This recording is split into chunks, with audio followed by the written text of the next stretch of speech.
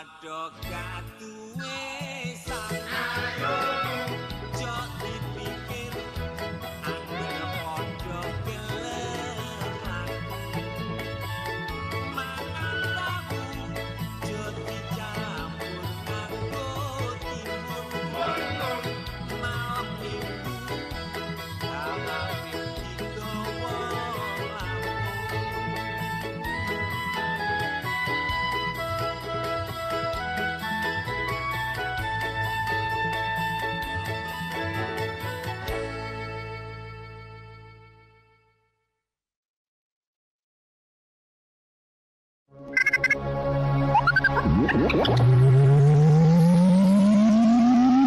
System downloaded.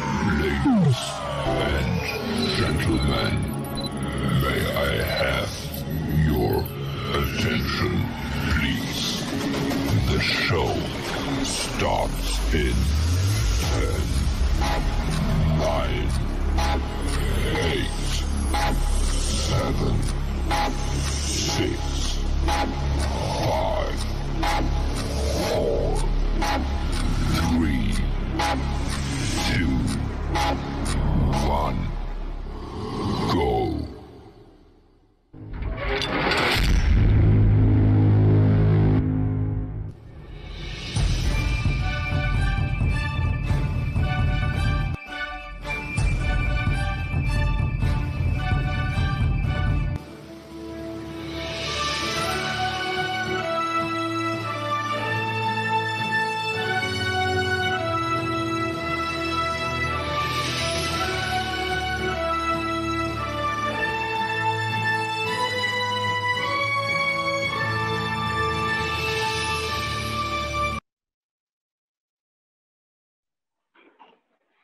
Assalamualaikum warahmatullahi wabarakatuh. Selamat pagi dan selamat datang kami ucapkan kepada yang terhormat Direktur Pelayanan Kesehatan Rujukan, Direktorat Jenderal Pelayanan Kesehatan Republik Indonesia. Yang terhormat Ketua Pengurus Pusat PDS Patklim. Yang terhormat Ketua Kolegium PDS Patklim. Yang terhormat Ketua Dewan Etik PDS Patklim.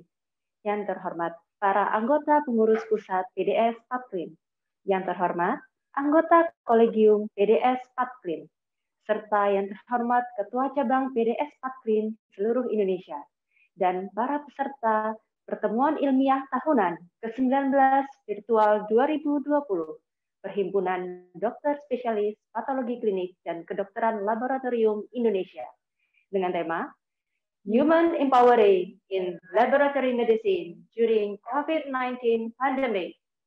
Acara ini akan dilaksanakan mulai hari ini, yaitu tanggal 4 sampai dengan 7 November 2020. Izinkan saya, Dr. Ida, rekan saya, Dr. Dinar, yang akan memandu acara pada hari ini. Adapun susunan acara pada hari ini adalah acara akan dibuka dengan opening ceremony, kemudian sambutan, dilanjutkan dengan keynote speech, plenary lecture yang pertama, scientific symposium yang pertama, industrial symposium yang pertama, dan yang terakhir ada scientific symposium yang kedua. Berikut akan saya berikan tata tertib selama acara.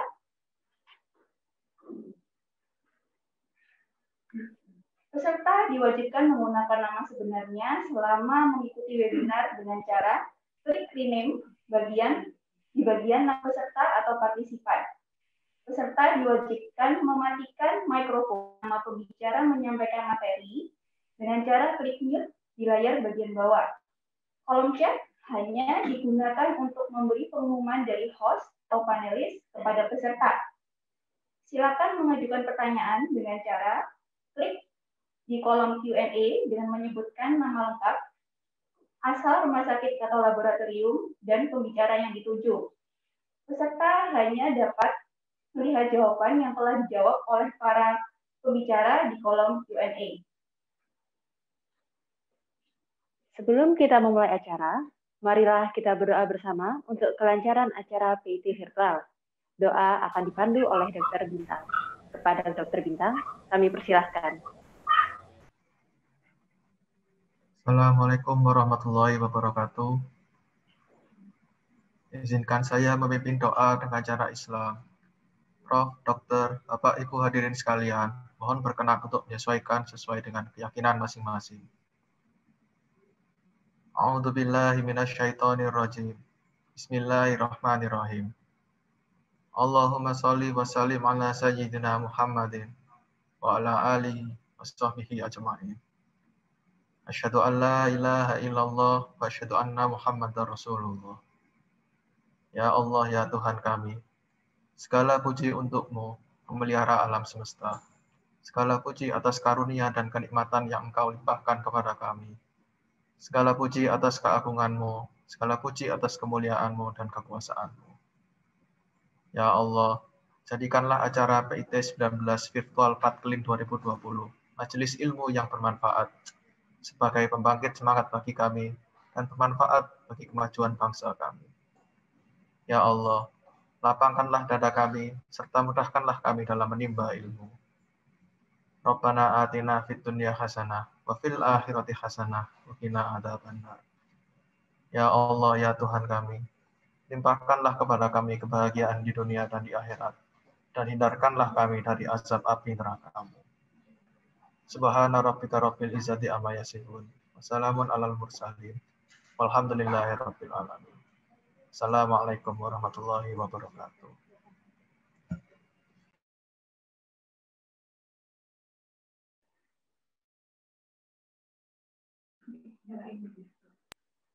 Beranjak ke acara selanjutnya, menyanyikan lagu Indonesia Raya dan Mars.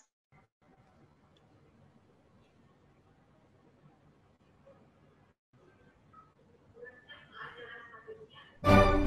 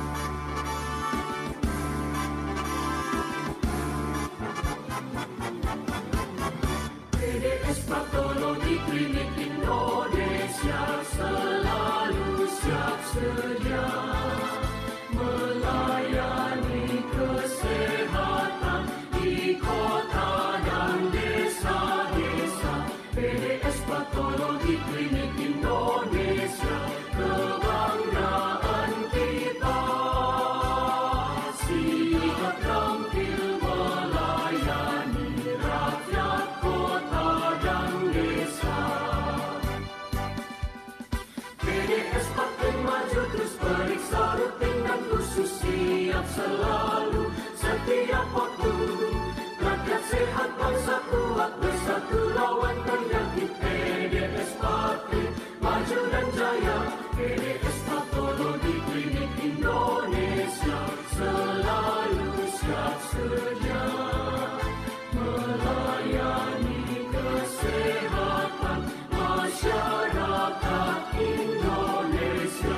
PDS Patologi Klinik Indonesia kebanggaan kita.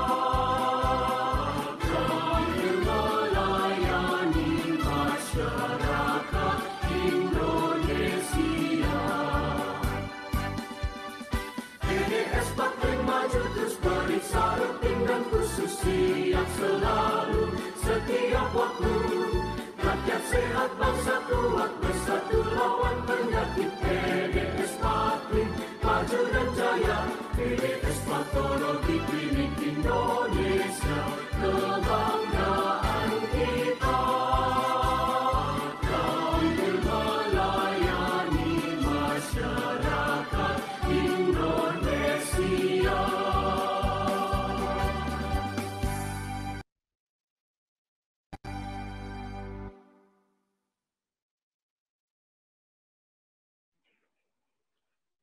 Masuk ke acara selanjutnya adalah sambutan. Yang pertama, laporan Ketua Panitia PIT Virtual kepada Dr. Puspawardani, SPPK Konsultan. Kami persilahkan. Terima kasih pada pembawa acara. Berikut saya akan membacakan laporan panitia. Assalamualaikum warahmatullahi wabarakatuh. Selamat pagi, salam sejahtera bagi kita semua. Yang terhormat Direktur Pelayanan Kesehatan Rujukan, Direktorat Jenderal Pelayanan Kesehatan, Kementerian Kesehatan Indonesia, Dr. Rita Rogaya, SP Paru Konsultan, MARS, yang kami hormati Ketua Umum PP PDS Patklin, Profesor Dr. Aryati Dr.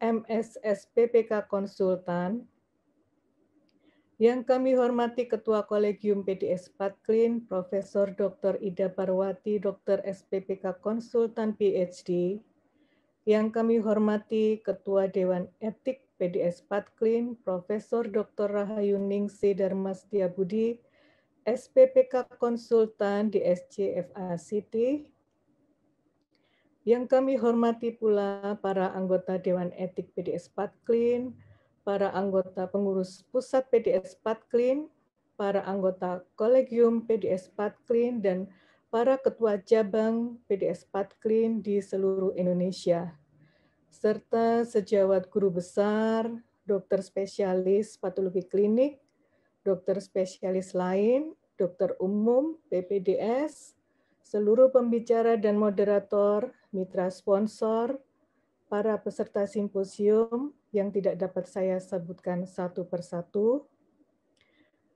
Puji syukur kehadirat Allah Subhanahu wa Ta'ala, Tuhan yang Maha Esa, atas limpahan rahmat, karunia, kesehatan, dan kesempatan hingga pada hari ini kita bisa bergabung, berkumpul dalam PIT, Pertemuan Ilmiah Tahunan ke-19 Virtual PDS Patklin. Pada saat ini kita menghadapi kondisi pandemik COVID-19, dan ini memberikan suasana baru pada penyelenggaraan PIT 19 tahun 2020 ini. Namun hal ini tidak menurunkan semangat untuk meningkatkan kompetensi dan membuka wawasan di bidang patologi klinik dan kedokteran laboratorium. PIT ke-19 tahun 2020 ini akan berlangsung selama 4 hari dari tanggal 4 sampai 7 November 2020 yang terdiri dari simposium serta presentasi ilmiah berupa presentasi oral dan poster yang dilakukan via Zoom.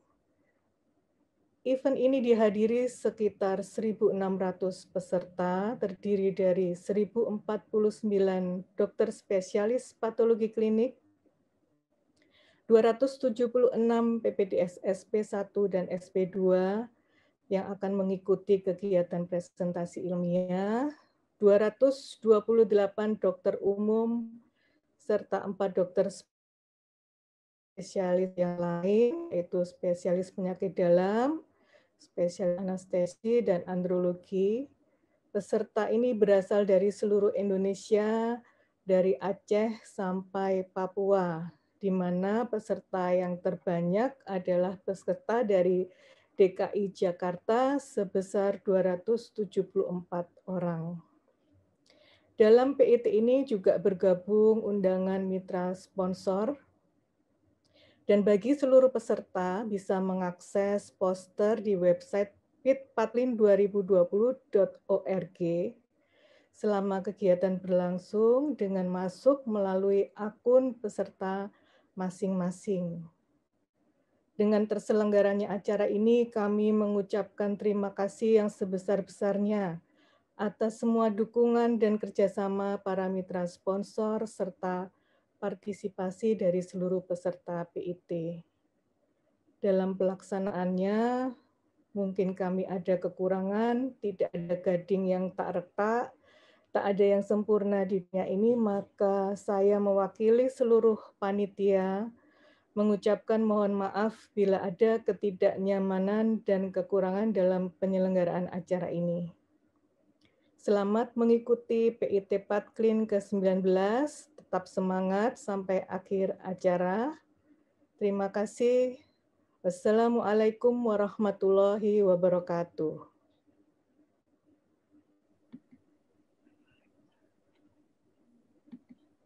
Terima kasih kepada Dr. Puspa atas sambutan yang telah disampaikan.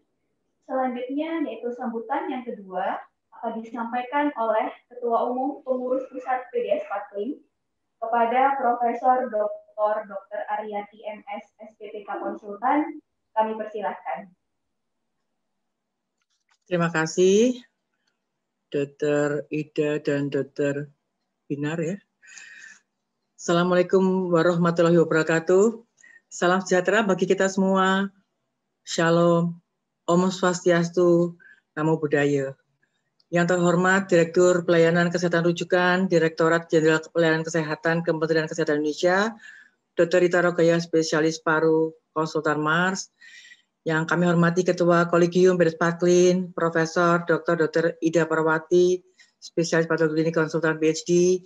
Yang kami hormati para anggota pengurus pusat PDS Patklin, para anggota Kolegium PDS Patklin, para ketua cabang PDS Patklin se-Indonesia, serta para undangan, sejawat guru besar, dokter spesialis patologi klinik, tadi yang cukup banyak jumlahnya ya, di atas 1000, dan dokter spesialis lain, dokter umum yang ikut hadir di sini, adik-adik dan anak-anakku, para PPDS tersayang, mitra kerja, para peserta simposium yang berbahagia. Pertemuan ilmiah tahunan ke-19 ini merupakan kegiatan rutin yang diselenggarakan oleh Perhimpunan Dokter Spesialis Patologi Klinik dan Kedokteran Laboratorium Indonesia setiap tahun. Dan tahun ini cabang Surabaya yang menjadi tuan rumah. Alhamdulillah dengan adanya berkah pandemi COVID, ya ini berkah ya, saya anggap sebagai berkah, kita menjadi lebih aware, ya, awareness yang lebih tinggi terhadap teknologi. Ya, karena itu maka PIT kali ini dilakukan secara virtual, jadi melalui Zoom, sehingga membuat acara rutin tahunan kita menjadi sangat istimewa. Dengan tema Human Empowering in Laboratory Medicine During COVID-19 Pandemic, kita usung pada pertemuan ilmiah tahunan pada kali ini, di mana tema tersebut kami pilih mengingat pada era pandemi ini menuntut peran dan kinerja dokter spesialis patologi klinik yang handal, yang cekatan, yang proaktif dalam menyikapi segala hal yang cepat sekali berubah, yang berintegritas dan bertanggung jawab. Sehingga kita menjadi semakin rukun dan solid dengan semua pihak, termasuk kita kolaborasi dengan banyak pihak. Perkembangan teknologi laboratorium pun semakin pesat. Diharapkan kegiatan ini bisa menjadi wadah transfer of knowledge dalam update keilmuan di bidang patologi klinik dan kedokteran laboratorium. Akhir kata, kami ucapkan terima kasih yang sebesar-besarnya kepada seluruh peserta simposium dan apresiasi setinggi-tingginya kepada para mitra kerja yang sudah mendukung kegiatan ini. Tak lupa kami juga ucapkan terima kasih kepada seluruh panitia, kepada Ketua Panitia Dr. Puspa Wardani SPPK Konsultan, dan tentu seluruh panitia dari cabang Surabaya, dan juga adik-adik PPDS yang terlibat di dalamnya, bersama dengan anggota pengurus pusat yang telah mempersiapkan acara ini sehingga kegiatan dapat berlangsung dengan baik. Semoga seluruh rangkaian kegiatan selama 4 hari ini berjalan lancar, barokah, penuh manfaat. Amin, amin, amin, ya rabbal alamin. Wassalamualaikum warahmatullahi wabarakatuh. Waalaikumsalam warahmatullahi wabarakatuh. Terima kasih atas sambutan yang telah diberikan, Prof. Aryati. Sambutan yang ketiga akan disampaikan oleh Dr. Rita Rogaya, spesialis paru konsultan MARS, selaku Direktur Pelayanan Kesehatan Rujukan, Direktorat Jenderal Pelayanan Kesehatan Republik Indonesia, yang akan juga membuka acara dan dilanjutkan dengan keynote speech. Kepada Dr. Rita, kami persilahkan.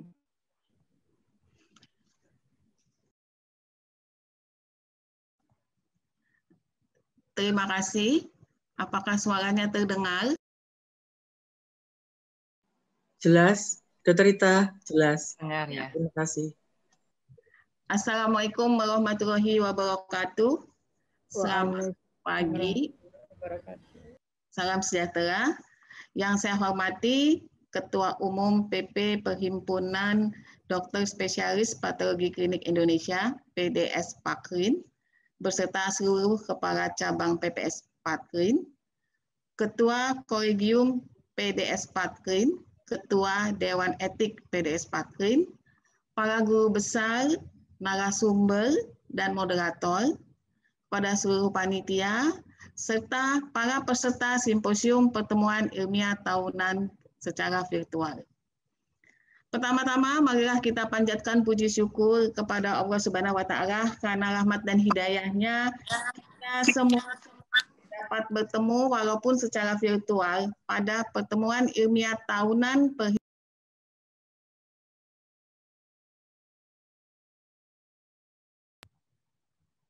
Maaf, suaranya terputus ya? Hilang tadi, sekarang sudah terdengar lagi, Dok. Ya. Saya ulang kembali. Pertama-tama marilah kita panjatkan puji syukur kepada Allah Subhanahu wa Ta'ala karena rahmat dan hidayahnya kita semua walaupun secara virtual dapat bertemu pada pertemuan ilmiah tahunan Perhimpunan Dokter Spesialis Patologi Klinik Indonesia ke-19 secara virtual pada tahun 2020. Tadi juga sudah disampaikan kita saat ini masih dalam kondisi pandemik yang pada saat ini masih bisa menyelenggarakan acara tahunan dalam rangka menambah dan memperbarui ilmu pengetahuan. Saya ucapkan selamat kepada para peserta yang mengikuti PIT ini, disertai dengan iringan doa dan harapan kiranya kita selalu berada dalam lindungan Yang Maha Esa, serta sehat walafiat dalam mengikuti acara dari awal sampai selesai. Saya sangat mengapresiasi PIT PPDS Pakrin yang kali ini memilih tema Human Improving in Laboratory Medicine During COVID-19 Pandemic. Tema ini sangat relevan dengan arahan Presiden dalam penanggulangan pandemi COVID-19, yaitu penurunan kasus baru, peningkatan angka kesembuhan, dan penurunan angka kematian. Bapak Ibu sekalian, memasuki tahun 2020, dunia digoncang oleh wabah virus corona yang menyebar dengan sangat cepat ke seluruh dunia. Penyebaran COVID-19 ini cenderung terus meningkat dari waktu ke waktu, menimbulkan korban jiwa dan kerugian material yang lebih besar dan telah berimplikasi pada aspek sosial, ekonomi, dan kesejahteraan masyarakat. Demikian pula di Indonesia, kasus COVID-19 mengalami lonjakan yang cukup signifikan. Dalam satu hari, angka positif di Indonesia mencapai kurang lebih 2.600 kasus. Melihat perkembangan kasus COVID-19 tersebut, tentunya memerlukan strategi penanggulangan mulai dari tingkat nasional, provinsi, maupun kabupaten atau kota, dengan tujuan memperlambat dan meminimalisir laju transmisi atau penularan dan rantai penyebaran penularan. Menyediakan fasilitas pelayanan kesehatan yang optimal untuk pasien COVID-19, terutama kasus berat dan krisis. Meminimalkan dampak dari pandemi COVID-19 terhadap sistem kesehatan, pelayanan sosial, kegiatan di bidang ekonomi, dan kegiatan sektor lainnya. Bapak Ibu sekalian, hingga 2 November secara kumulatif pemerintah telah memeriksakan kurang lebih 4,5 juta spesimen dari 2,9 juta orang yang diambil sampelnya. Sampai saat ini ada hampir 300 fasilitas laboratorium kesehatan yang mampu melakukan pemeriksaan COVID-19. Memang dibutuhkan laboratorium kesehatan yang mampu melakukan pemeriksaan COVID-19 ini. Hal ini tidak terlepas dari kelengkapan sarana dan prasarana yang memadai serta SDM untuk pemenuhan praktek laboratorium sesuai standar. Beberapa kegiatan penguatan fungsi laboratorium yang dapat dilakukan bersama dengan organisasi profesi, salah satunya adalah Perhimpunan Dokter Spesialis Patologi Klinik. Adapun kegiatan-kegiatan tersebut antara lain standarisasi pemeriksaan melalui SOP, uji konfirmasi pemeriksaan COVID-19 laboratorium yang dilakukan laboratorium daerah, pemeriksaan sampel untuk validasi pemantapan mutu eksternal, validasi pemeriksaan TCM dan reagen PCR, lokakarya peningkatan kapasitas petugas untuk pengambilan spesimen swab untuk pemeriksaan PCR COVID-19, pelatihan petugas pemeriksaan PCR COVID-19, pembuatan flyer pengambilan sampel, adaptasi video pengambilan sampel, dan video tata cara pengambilan sampel ke laboratorium pemeriksa.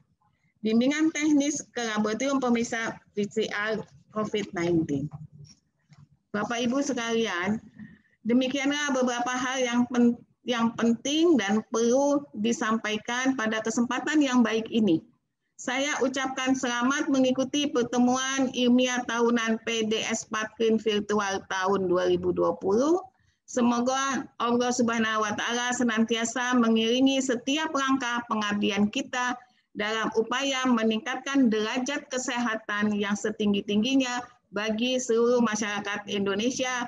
Dengan mengucapkan Bismillahirrahmanirrahim, pertemuan ilmiah tahunan 19 PDS Patkin Virtual 2020 saya buka secara resmi. Demikian, terima kasih. Wassalamualaikum warahmatullahi wabarakatuh. Waalaikumsalam warahmatullahi wabarakatuh. Untuk selanjutnya, saya izin share screen.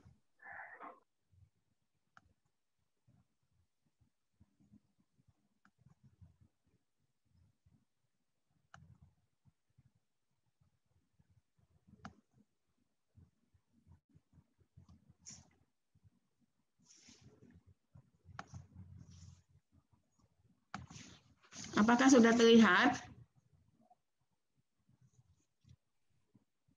Sudah terlihat, Dokter. Silakan. Sudah, ya, makasih. Pada pagi hari ini, saya akan membahas mengenai kebijakan laboratorium klinik dan peran patologi klinis pada masa pandemi. Yang kami akan bahas mengenai pendahuluan, kebijakan, dan kesimpulan.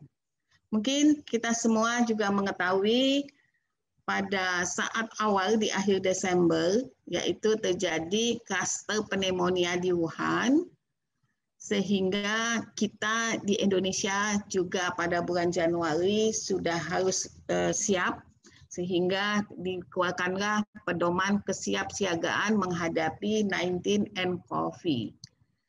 Ini kami lakukan pada akhir Januari.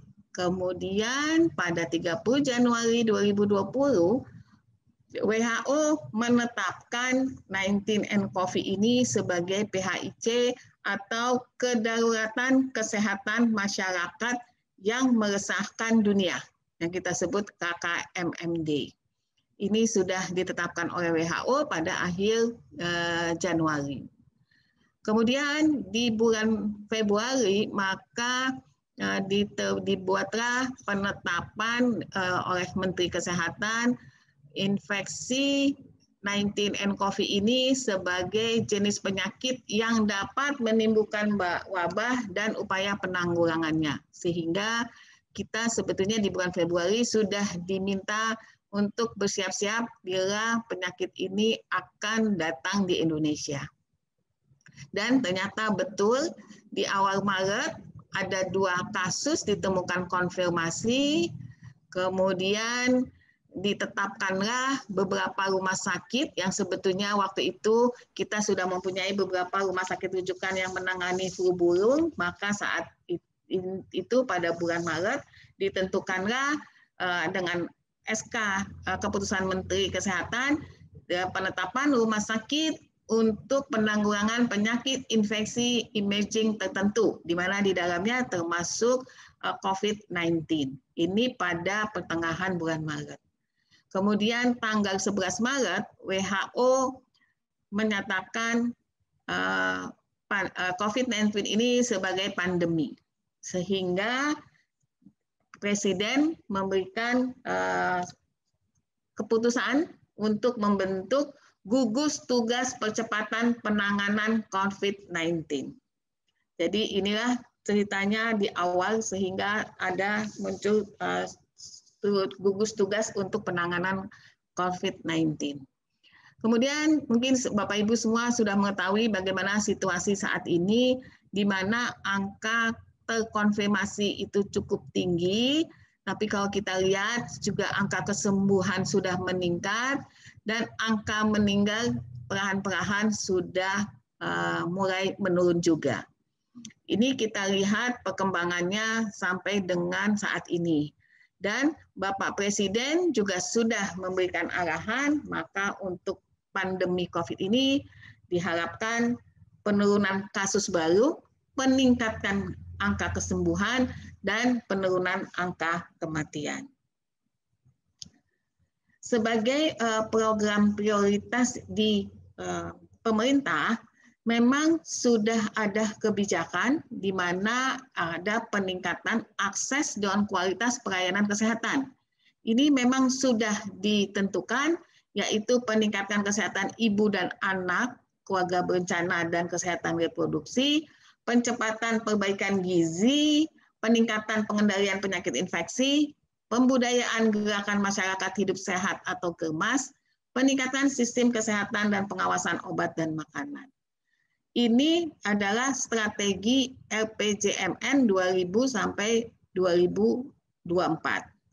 Yang jelas di sini ada meningkatkan akses dan mutu pelayanan kesehatan menuju cakupan kesehatan semesta dengan penekanan pada penguatan pelayanan kesehatan dasar dengan mendorong peningkatan upaya promotif dan preventif didukung oleh inovasi dan pemanfaatan teknologi.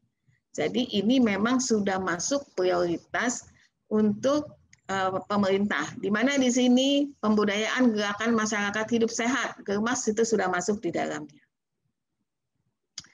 Kemudian karena terjadi pandemi seperti ini, maka diterbitkanlah beberapa kebijakan untuk penanggulangan COVID-19. Mulai dari yang pertama surat edaran, di mana diminta semua dinas provinsi segera menyiapkan rumah sakit rujukan yang selain SK yang sudah dikeluarkan oleh kementerian, juga diminta masing-masing gubernur juga menentukan di mana rumah sakit yang bisa melayani pasien COVID. Kemudian dikeluarkan juga surat edaran dari Menteri Kesehatan, diminta selain rumah sakit yang ditunjuk sebagai rumah sakit rujukan, rumah sakit lainnya pun bisa mampu memberikan pelayanan untuk COVID-19. Kemudian terbitlah KMK 413, di mana di KMK ini ditentukan pedoman pencegahan dan pengendalian COVID-19. Setelah itu memang sebetulnya sudah ada yang tadi sudah disampaikan penetapan dari Kemenkes 132 rumah sakit rujukan COVID. Tapi sampai saat ini rumah sakit rujukan COVID dengan SK Gubernur Indonesia sudah mempunyai 920 rumah sakit rujukan COVID.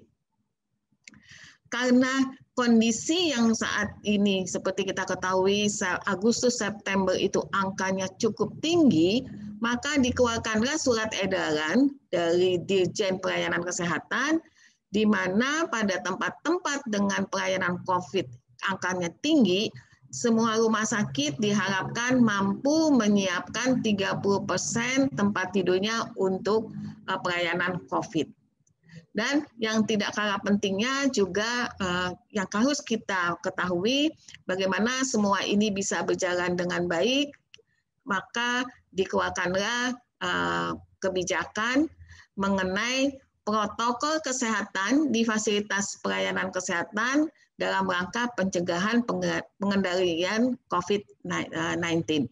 Ini tujuannya adalah bagaimana kita semua tenaga kesehatan terlindungi, pasien terlindungi, dan keluarga pasien terlindungi.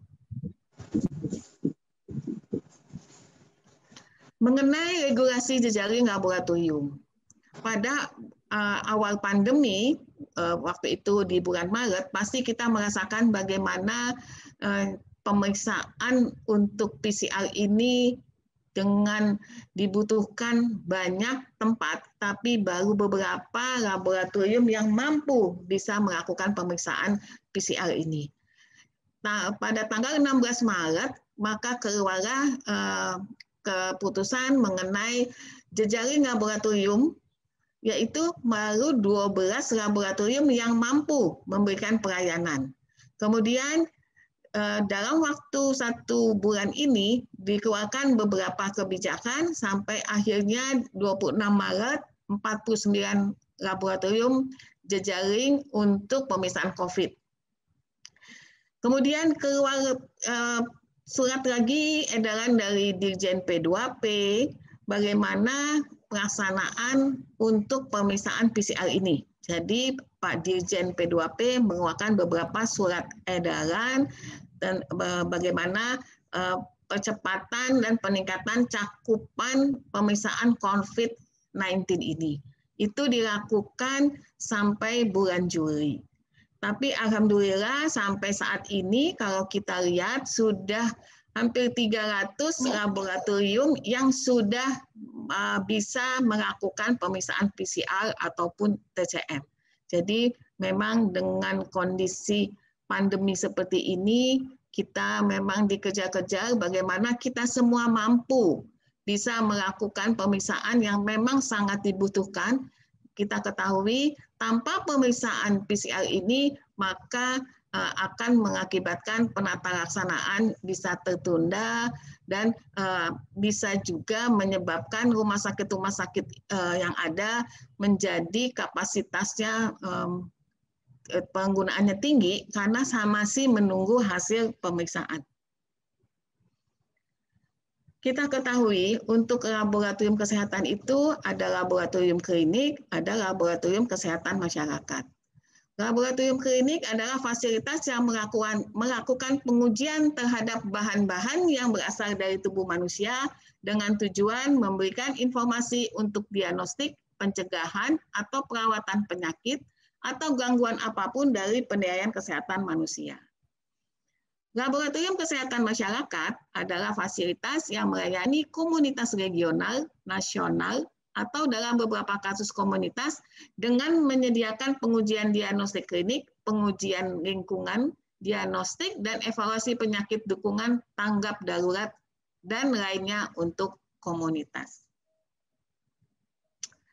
Laboratorium Kesehatan Masyarakat saat ini ada adalah Balai Besar Laboratorium Kesehatan, Balai Laboratorium Kesehatan BLK, dan Laboratorium Kesehatan Daerah Lakesda.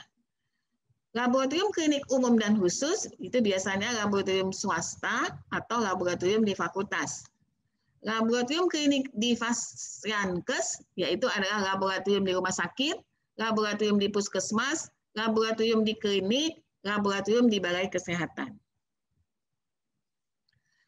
Pada saat ini, tugas laboratorium pemeriksaan COVID-19 adalah menerima spesimen dari rumah sakit, baik itu dari Dinas Kesehatan, laboratorium kesehatannya, untuk dapat melakukan pemeriksaan COVID-19.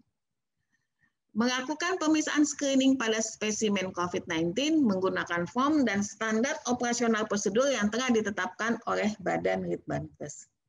Dan juga mengirimkan spesimen untuk uji validasi ke Laboratorium Rujukan Nasional COVID-19 dengan segera tanpa menunggu hasil pemeriksaan.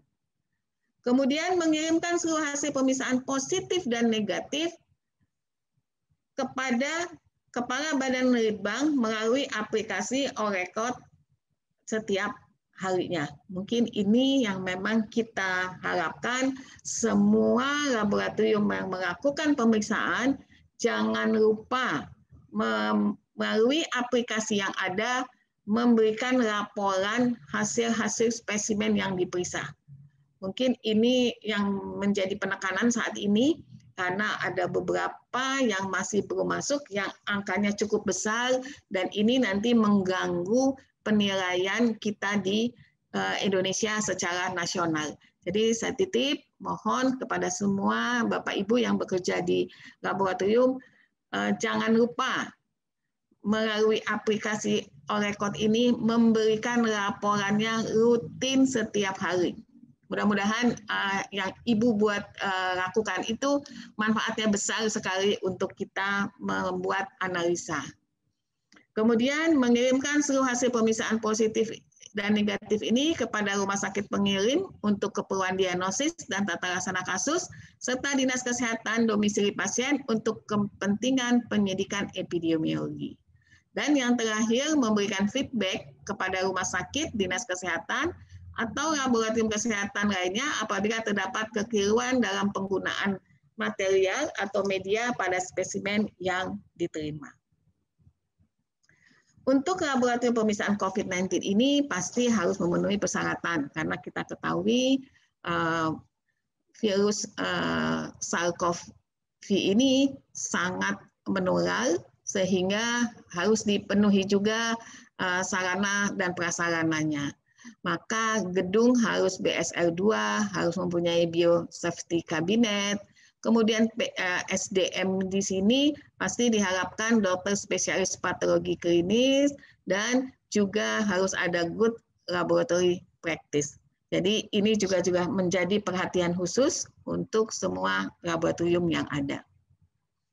Mengenai SDM di sini adalah dokter spesialis atau konsultan, pasti dokter spesialis patologi klinis. Kemudian bagaimana dengan tenaga pelaksana teknis, pasti di sini adalah kualifikasinya SDM yang sesuai pendidikan, dapat menjadi penanggung jawab setiap bidang pemeriksaan. Tiap pemeriksaan memberi tenaga yang kompeten, jumlah tenaga teknis sesuai dengan beban kerja. Bagaimana pelaksanaan administrasi keuangannya, di sini juga harus penting, pencatatan dan pelaporan. Kemudian bagaimana dengan tenaga penunjangnya, baik tenaga humas, tenaga teknologi informasi, supir, dan atau pekerja yang juga ikut membantu kegiatan di laboratorium. Dengan demikian dapat disimpulkan pelayanan kesehatan di fasilitas pelayanan kesehatan harus diselenggarakan dengan benar secara legal dan sesuai standar. Peningkatan akses, peningkatan sarana prasarana dan alat, pemenuhan SDM, pemanfaatan teknologi, dan inovasi layanan. Dan yang sangat penting juga bagaimana peningkatan mutu, baik itu program akreditasi, peningkatan kemampuan nakes dan SDM. Saya rasa demikian. Terima kasih. Wassalamualaikum warahmatullahi wabarakatuh. Waalaikumsalam. terima kasih kepada Dr. Rita yang telah membuka acara sekaligus memberikan keynote speech. Acara selanjutnya adalah plenary lecture